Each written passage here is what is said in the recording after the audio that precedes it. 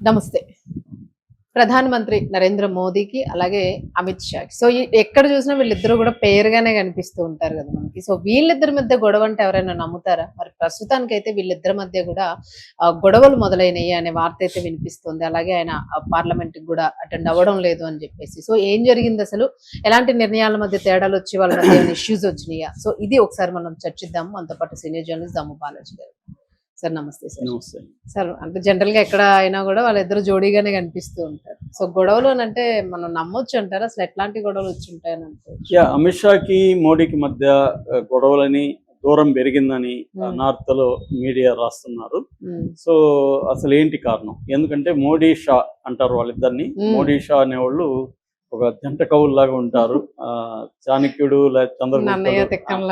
చాణక్యుడు చంద్రగుప్తుల్లో పోలుస్తుంటారు. ఎందుకంటే చాణక్యుడు లాంటి వాడే మోడీ, అమిత్ షా. సో అన్ని చక్కబెట్టడం కానీ, ఎక్కడ ట్రబుల్ షూటింగ్ కానీ, ఎలక్షన్లు గెలిపించడం కానీ, ఇవన్నీ అమిత్ షాని చూసుకుంటుంటారు. సో రెండోది ఏంటంటే గుజరాత్లో కూడా మోడీ ముఖ్యమంత్రిగా ఉంటే అమిత్ షా హోంమంత్రిగా ఉన్నాడు. అక్కడి నుంచి ట్రావెల్ అయ్యారు.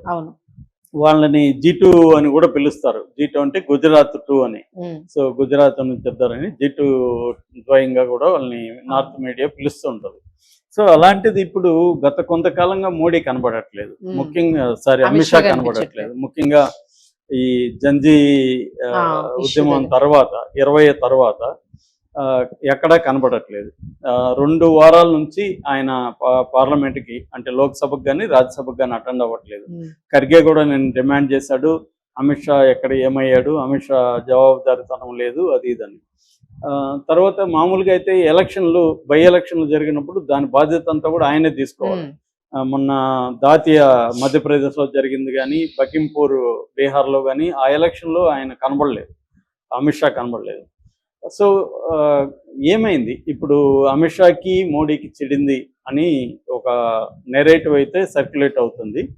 దీనికి వాళ్ళు చెప్తున్న ప్రధాన కారణాలు ముందుగా చూస్తే, ఒకటి ధర్మేంద్ర ప్రధాన్ ప్రధాన కారణంలో ఒకటి. ఎందుకంటే ధర్మేంద్ర ప్రధాన్ అమిత్ షా మనిషి అని.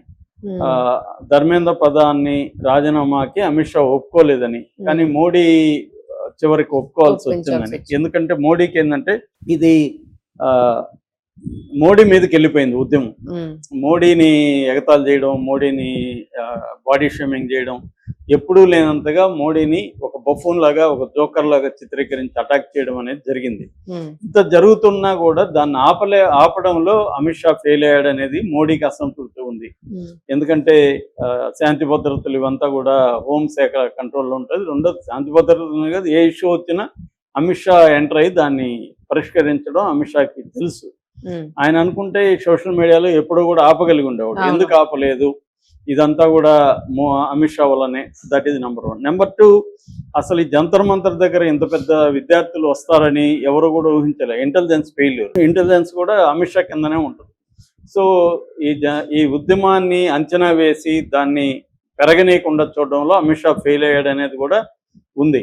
అందుకనే మనం కానీ చూస్తే ఈ జంతర్ మంతర్ ఉద్యమం తర్వాత వాళ్ళతో డీల్ చేసిందంతా కూడా విద్యార్థి నాయకులతో ఇద్దరే నడ్డా ఒక ఆయన, తర్వాత ఏమో పిఎం ఆఫీస్ నుంచి డీల్ చేశారు. సో వీళ్ళిద్దరే పిఎం ఆఫీస్ లో ఒక వ్యక్తి, నడ్డా, వీళ్ళిద్దరే డీల్ చేశారు అనమాట. సో అమిత్ షా ఎక్కడ కనబడలేదు. సో ఎందుకు కనబడలేదు అనేది ఒక యాంగిల్. నెక్స్ట్ ఏంటంటే పార్లమెంట్లో ఈ యాంటీ లీకేజ్ మీద బిల్లు పెట్టినప్పుడు, ఎటువంటి కీలకమైన బిల్లులు పెట్టినప్పుడు కూడా అమిత్ షానే ఉండి దగ్గరుండి ఆ బిల్లులు పాస్ అవడానికి ఏమేమి చేయాలో మొత్తం చూసుకునేవాడు. అసలు ఈ బిల్లు పెట్టినప్పుడు మనిషే లేడు.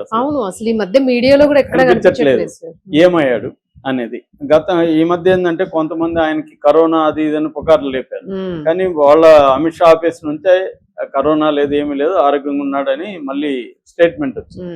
అంటే క్లియర్ గా ఆయన బాగున్నప్పటికి కూడా ఏ క్రైసిస్ లో కూడా కనబడలేదు. ధర్మేంద్ర ప్రధాన్ని ఆయన ఆపింది కూడా ఆయనే, లేకపోతే మోడీ ఎప్పుడో అతని దగ్గర రిజైన్ చేద్దామని అనుకున్నా కూడా గట్టిగా ఆపింది అమిత్ షానే అని చెప్తున్నారు. ఎందుకంటే అమిత్ షా మనిషి, ఆయన అమిత్ షా తీసుకొచ్చినాడని. అట్లాగే కొత్తగా ఎన్నికైన జతిన్ నబీన్ బీజేపీ ప్రెసిడెంట్ కి అమిత్ షాకి మధ్య కూడా పడదు అని.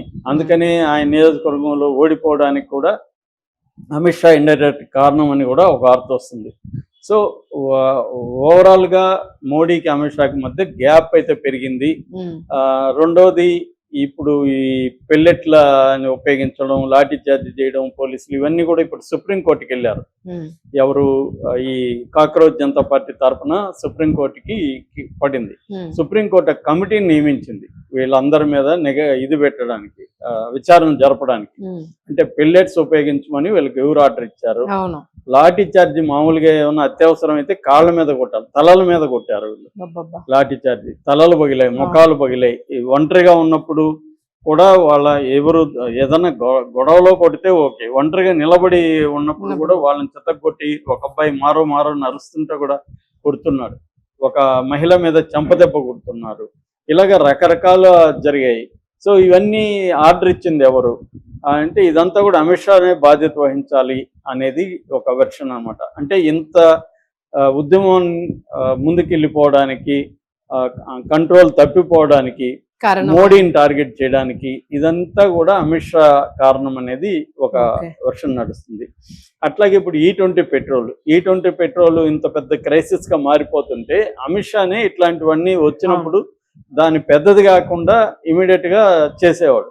ఆయన చేయకుండా గడ్కరీ నోటుకొచ్చినట్టు మాట్లాడుతున్నాడు. నిజానికి గడ్కరీకి పెట్రోల్కి సంబంధం లేదు, కానీ ఒకసారి సంబంధం లేదంటాడు, మళ్ళీ ఆయనే మాట్లాడతాడు. ఒకసారి ఏమో దీనివల్ల ఏమీ జరగదంటాడు, ఒకసారి ఏమో దీనివల్ల కొన్ని కార్లకి ఇబ్బంది మాట్లాడుతున్నాడు ఈ మధ్య గడ్కరీ. సో ఇలాంటివంతా కూడా అమిత్ షానే డీల్ చేయాల్సి ఉంటది. కానీ అమిత్ షా ఏమీ చేయడం మానేశాడు. ఎక్కువగా మొత్తం వీళ్ళు యాక్టివ్ అయిపోయారు. ఎవరు పిఎంఓ అనే యాక్టివ్ గా పనిచేస్తుంది. అమిత్ షా చేయాల్సిన పనులన్నీ ఇప్పుడు పిఎంఓ చేస్తుంది. అంటే మోడీ ఆధ్వర్యంలో జరుగుతుంది తప్ప అమిత్ షా ఆధ్వర్యంలో జరగట్లేదు. మామూలుగా పొలిటికల్ మీటింగ్స్ అన్ని కూడా అమిత్ షా ఆధ్వర్యంలోనే జరుగుతాయి. మామూలుగా మనకి చాలా మంది మనవాళ్ళు వెళ్ళినప్పుడు కూడా చెప్తారు, పొలిటికల్ డిసిషన్స్ అంతా కూడా అమిత్ షాని తీసుకుంటాడు. డెవలప్మెంటల్ ఉంటేనే మోడీని కలుస్తారు, పొలిటికల్ విషయాలు ఉంటే మోడీతో కన్సల్ట్ అయ్యి అమిత్ షానే డీల్ చేస్తాడు. అట్లాగే ఏదన్నా క్రైసిస్ వచ్చినప్పుడు కూడా అమిత్ షా రంగంలో దిగి ఆ క్రైసిస్ ని మేనేజ్ చేయడం అనేది కూడా అమిత్ షా చేస్తాడు. అట్లాగే ఎన్నికలు వచ్చినప్పుడు కూడా అమిత్ షాని చేస్తాడు. కానీ ఇప్పుడు ఈ మధ్యకాలంలో ఏవి చూసినా కూడా జరగట్లేదు. అందుకని సీనియర్ పొలిటికల్ అనలిస్టులు నార్త్ లోని కొంత వాళ్ళ డిబేట్స్ అవన్నీ చూసాను. వాళ్ళు చెప్తున్నది ఏమంటే క్లియర్ గా వీళ్ళిద్దరి మధ్య అది ఏ స్థాయి అనేది మనం కరెక్ట్ చెప్పలేం, కానీ గ్యాప్ అయితే వచ్చింది. అమిత్ షా కొంత సైలెంట్ అవడం వెనక మోడీ ఆగ్రహం అయితే కనబడుతుంది. తీవ్రమైన అసంతృప్తి అయితే అమిత్ షా మీద వచ్చింది.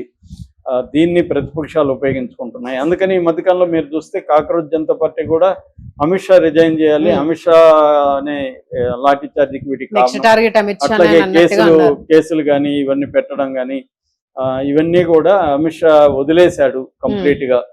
అందుకని ఇప్పుడు గవర్నెన్స్ అనేది ఎటంటే అటు వెళ్ళిపోయింది. అందుకని ఇప్పుడు పిఎంఓ రంగంలో వాళ్ళు మాట్లాడుతున్నారు. ఈ పని అంతా కూడా మామూలుగా అయితే నడ్డాను వాళ్ళని కాదు, అమిత్ షా గెలుస్తాడు.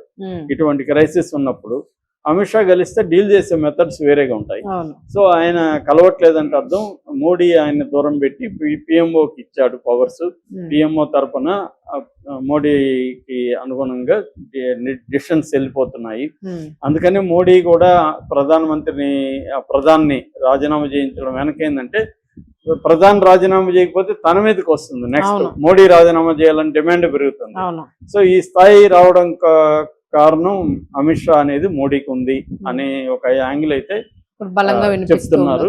మనకి అంటే ఏది నమ్మొచ్చా ఏది నమ్మకూడదు అంటే రాజకీయాలు ఏదన్నా పాజిబుల్, కానీ మామూలుగా అయితే అందరికి వచ్చే అనుమానం అయితే ఎందుకు అమిత్ షా ఇంతకాలం దూరంగా ఉన్నాడు పార్లమెంట్కి కానీ దేనికి కానీ. ఎన్డీఏ మీటింగ్ మొన్న మంగళవారం ఎన్డీఏ మీటింగ్ జరిగినప్పుడు కూడా అతను సరిగ్గా లేడు, పూసుకు తిరుగుతున్నట్టుగా ఇద్దరు లేరు. ఇప్పుడు మొన్న భోగాపురం ఓపెనింగ్ అయింది కదా సార్, అట్లాంటి పెద్ద ఓపెనింగ్స్ అయినప్పుడు ఇద్దరు కలిసి వెళ్తూ ఉంటారు మాక్సిమం ఒక్కొక్కసారి. అది చెప్పలేము, బట్ ఏదేమైనా పబ్లిక్ మీటింగ్ లో కూడా అమిత్ షా సరిగ్గా కనబడలేదు. ఎన్డీఏలో జరిగినప్పుడు కూడా ఇతను నితిన్ నబీన్ మాత్రమే మోడీతో క్లోజ్ గా ఉన్నాడు తప్ప అమిత్ షా అంత క్లోజ్ గా లేడు అనేది చెప్తున్నారు. ఇది కొంతకాలం పోతే గానీ మనకి క్లారిటీ అయితే రాదు. Thank you.